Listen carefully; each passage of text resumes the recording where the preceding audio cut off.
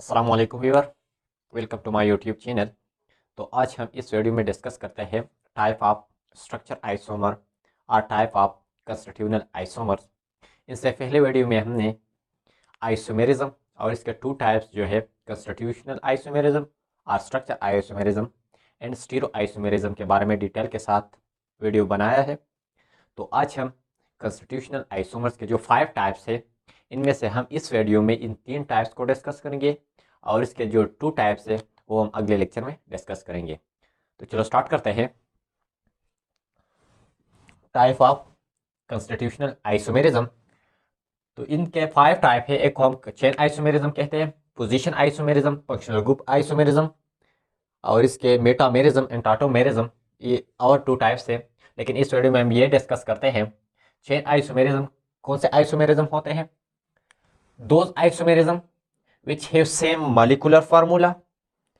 ऐसे आइसोमर जिसके molecular formula हमारे पास क्या हो, सेम हो, बट डिफरेंट कार्बन चेन।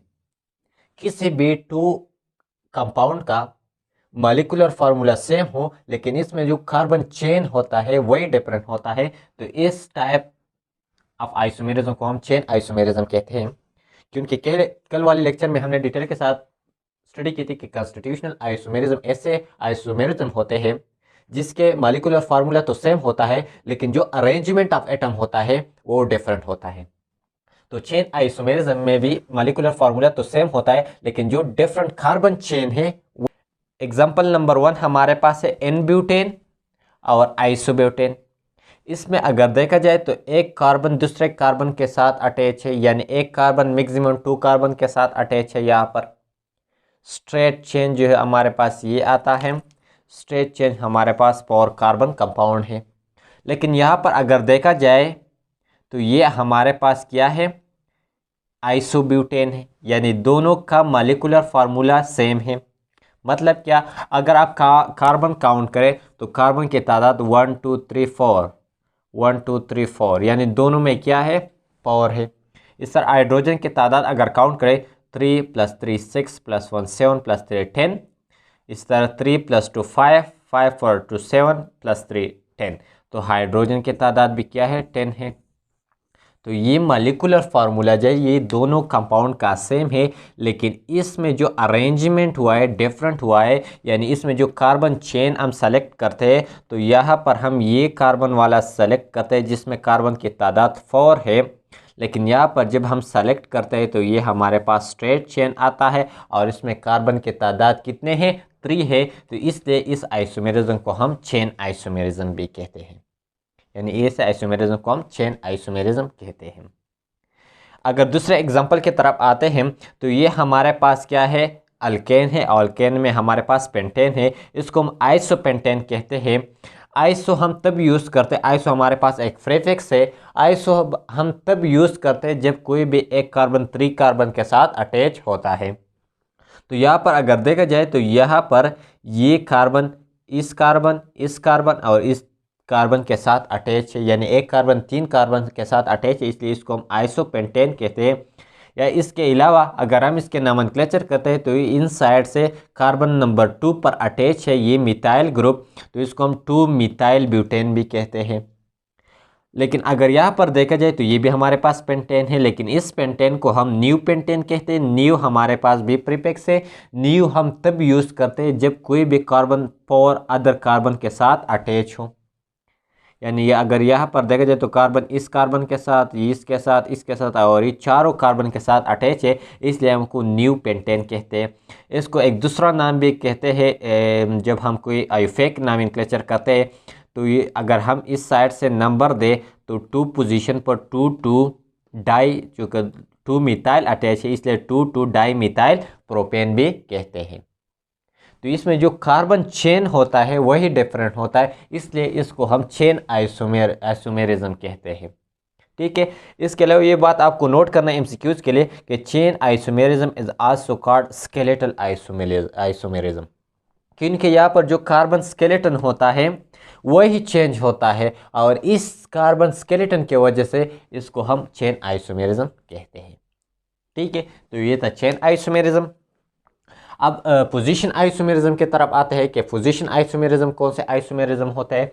तो those isomerism which have same molecular formula, यानी मॉलिक्यूलर फार्मूला तो सेम हो गए क्योंकि ये कंस्टिट्यूशनल आइसोमेरिज्म के टाइप है और कंस्टिट्यूशनल आइसोमेरिज्म में मॉलिक्यूलर फार्मूला सेम होता है।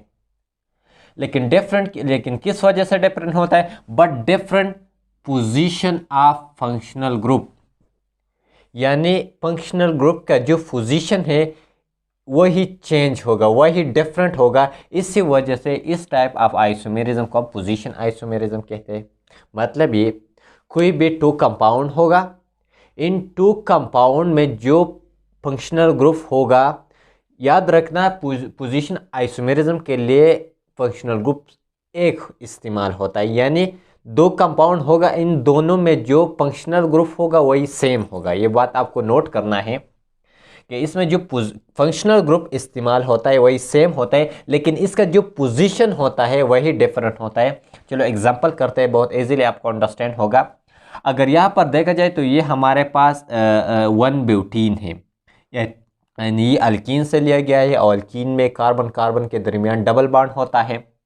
तो अगर यहाँ पर देखा जाए तो इस डबल बॉन्ड की पोजीशन, तो ये डबल बॉन्ड हमारे पास एक फंक्शनल ग्रुप है, तो इसकी पोजीशन यहाँ पर है।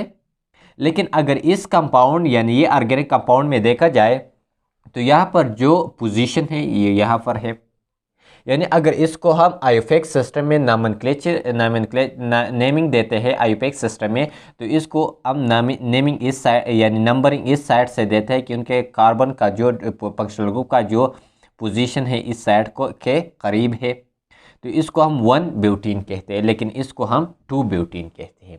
तो इस टाइप जो आइसोमेरिज्म बन जाता है इसको हम पोजीशन आइसोमेरिज्म कहते हैं। ठीक है, अब दूसरे एग्जांपल की तरफ आता है। अगर यहाँ पर देखा जाए तो यहाँ पर जो ब्रोमीन है ये हमारे पास फंक्शनल ग्रुप है, यहाँ पर भी ब्रोमीन इस्तेमाल हुआ है।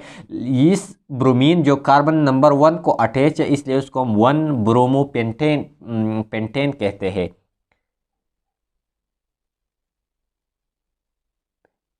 पेंटेन नहीं, सॉरी, प्रोपेन।